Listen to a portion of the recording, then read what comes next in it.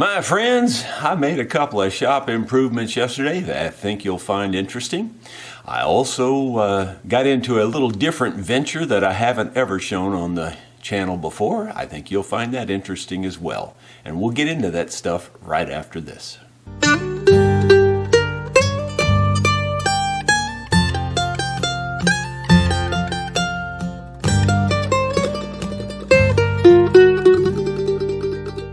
Hello my friends, Jerry Rosa here in the Rosa String Works Workshop. It is Wednesday, March 29th. Cash will be here for his lesson this evening, and I'm anxious to hear how the talent show went. I have not heard. They did not send me a text or an email, at least none that I've seen. I get so many that it's really hard to know if I just missed it. But right now I don't know how he did, and I'm anxious to hear. I hope it went well for him. Though, you know, a slice of humble pie is always good too. And we'll just have to wait and see. Yeah, I mentioned I made a shop improvement or two. You know, I build the mandolin deer antler saddles.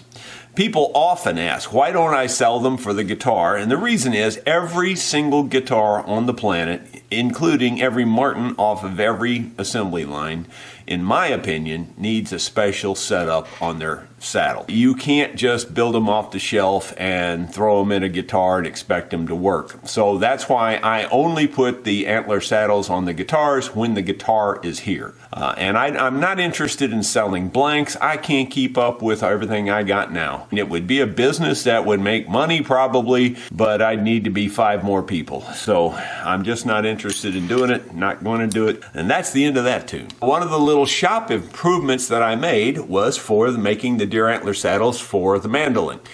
I may have shown this, or you may have seen it in a video or two. This is the jig that we use to drill the holes in the ends of the mandolin saddle. And you can see here that all the mandolin saddles have holes in the end. And so those holes have to be precisely drilled. Well, this jig makes that happen.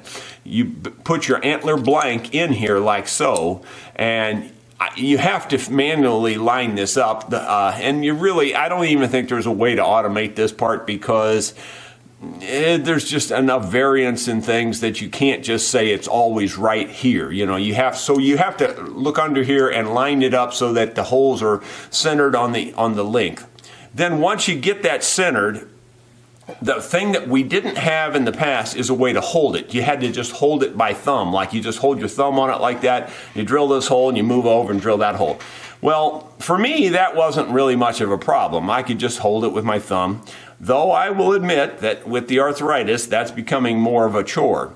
So my wife's having trouble with that part. So I made this little shop improvement here, is I just put this little piece of aluminum on here with a wing nut.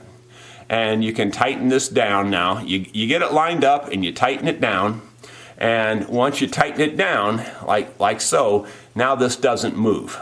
And so that's really a big improvement on drilling those holes. So I think she's going to appreciate that because she's trying to make the saddles for me now and doing a pretty good job, really. I can't really complain. She's doing a pretty good job. That's shop improvement number 1. So what was shop improvement number 2? Well, I'll show you. This duplicator jig that we make them on, you've probably seen this in videos before. The bandsaw blade comes down here. You put your blank of deer antler right here, and then you rotate this into this stop. There's a stop right here, which you can't see very good, but there's a stop right there.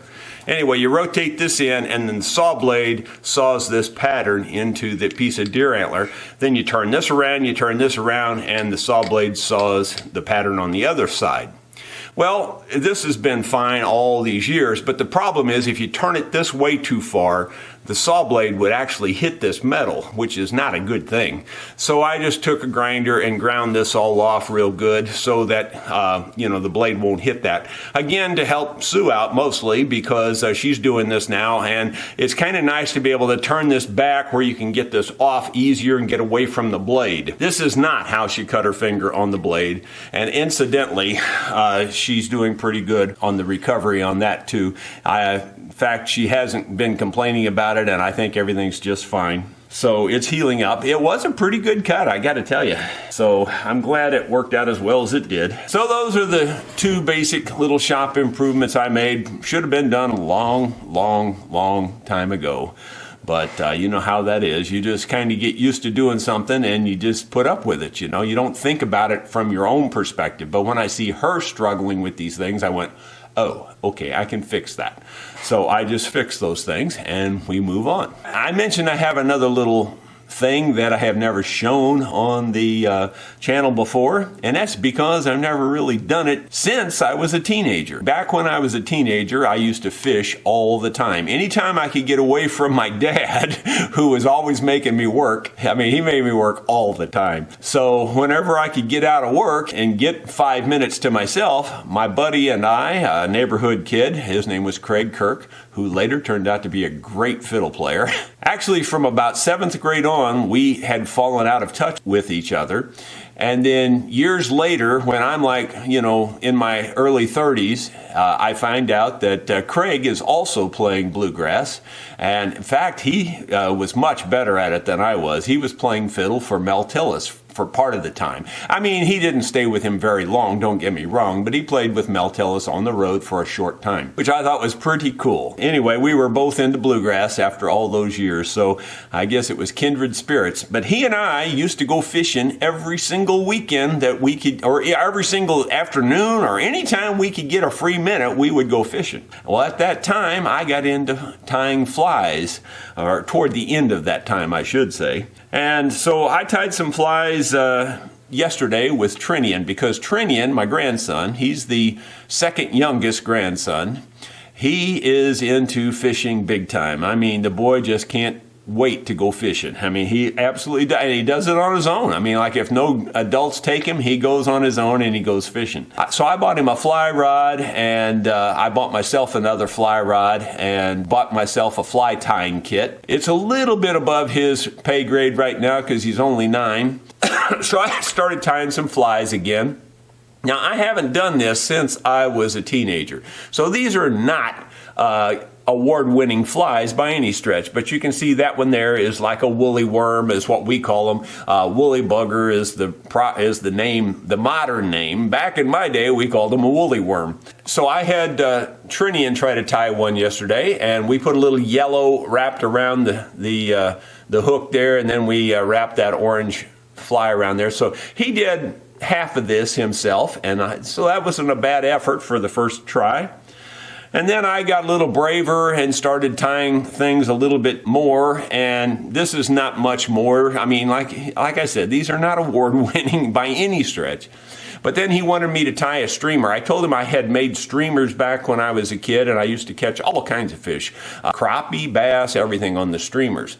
Well, this isn't the real streamer that I used to tie. In fact, what I did was I would put a silver sequins down through here, like a long tail, just like the sequins you would sew on a dress or something, and I would put that silver line of sequins down through there, put a long feather like this on there, and throw it out there, and you'd catch crappie like crazy. So I made this one yesterday to kind of simulate that. It's not really the same thing, but it's, you know, I'm moving up here and trying to remember how to tie flies.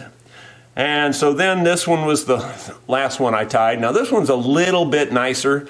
You know, again, it's not great by most people's standards that tie flies, but you know, it'll catch fish. You know, that's the one thing I absolutely know. You can't hardly screw it up. I mean, I know the real fly tying guys will, you know, they're real particular about how they do every single thing, but I can also tell you from practical experience, almost anything you tie on your hook and throw it out there, you'll catch fish with it eventually. These will catch fish. I am absolutely positive about that because I've been there, I've done that. Trinian's getting a kick out of that. So we spent an hour or two yesterday afternoon tying those flies, and Trinian was eating that up. And I promised if the weather warms up today, which I think it will, I promised I would take him out and give him his first fly fishing lesson. And that's going to be a project. If you've never handled a fly rod, it's a little bit daunting, and especially when you're 9 years old. So we'll try to put on our patience hat and see how it goes. I just hope he doesn't pull the hook into himself or something. I didn't make much progress on the banjo, but I did cut out a blank to make the new banjo nut yesterday. I showed the banjo yesterday in the video, so at least I've made a little progress. I'm still waiting on those tuner buttons to get here. The countdown's still on. I've still got to finish this banjo, and I got to finish one more guitar before I can start my hiatus. A lot of people have made suggestions on what I want to do on my hiatus, and I can tell you right now, I got my work cut out for me already. I really don't need any other projects. If I get half of what I've got on my list done, it will be a very successful time. You're probably aware that I made those plans for my thickness sander, and I'm selling those on the website. That's going really well. I've sold quite a few of them. One of my methods to my madness was learning that CAD program again allows me to draw up plans for that water wheel that I want to build. And that's going to be one of my projects during the hiatus, is building that big water wheel. And I really am looking forward to doing that. I really think that's going to set the tone for the whole property, because as you pull through the gate, that's the first thing you'll see is that water wheel. And it'll be turning constantly on its own power because it's a natural spring. It's to me, it's just a no-brainer. It should have been done a long time ago, but I'm going to get it done this year for sure, one way or the other. That's about all I have for today. If you're not yet subscribed, please do that. You do know that subscribing costs you absolutely nothing, right? Well, it doesn't cost a thing. You don't get harassed because you're subscribing or anything. You don't get anything in the email or anything like that. All you do is you just click the subscribe button. You'll feel no pain whatsoever. Be sure to click the subscribe button. Be sure to give me a thumbs up. I would very much appreciate it. We'll see you tomorrow.